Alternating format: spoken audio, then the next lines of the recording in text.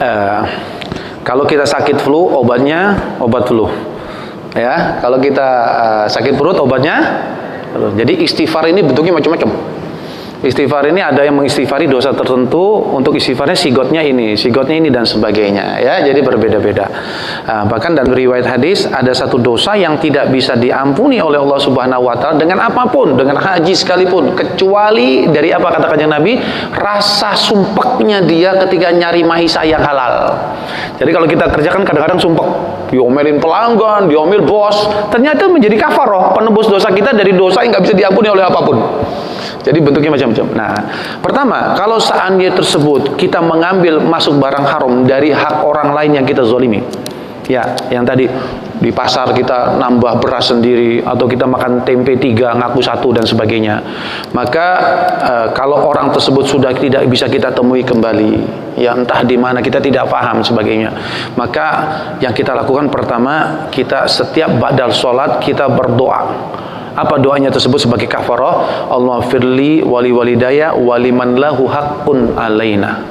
Allahumma firli wali walidaya waliman lahu haqqun alaina. Ya Allah, ampuni dosa saya, dosa kedua orang tua saya, dan juga ampuni dosa orang-orang yang saya punya hak atasnya. Dan orang-orang yang saya masih punya hak atasnya. Maksudnya bagaimana? Dulu kita pernah mengambil haknya orang lain. Dulu kita pernah mengambilnya ini punya orang lain, ada hubungannya dengan orang lain. Seperti tadi kisahnya Nabi Isa yang yang ngambil ranting itu.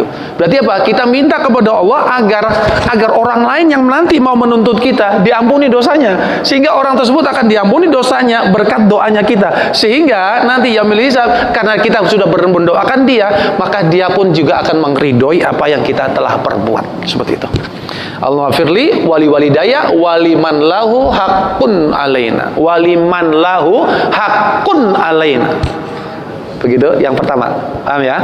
Jadi kita mendoakan pengampunan kepada orang-orang yang kita masih punya hak atasnya.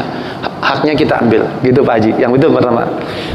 Lalu secara umum ada sigot istighfar yang dimana itu akan bisa menjadikan kita ini terampuni daripada hal-hal yang seperti itu, ya, yang keliru, makan yang haram dan sebagainya, yaitu syaidul istighfar.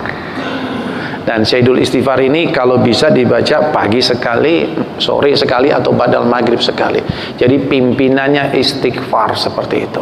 Taubatan nasuha, dan kita setelah itu berjanji tidak akan melakukan kesalahan yang sama. Dengan apa? Berhati-hati.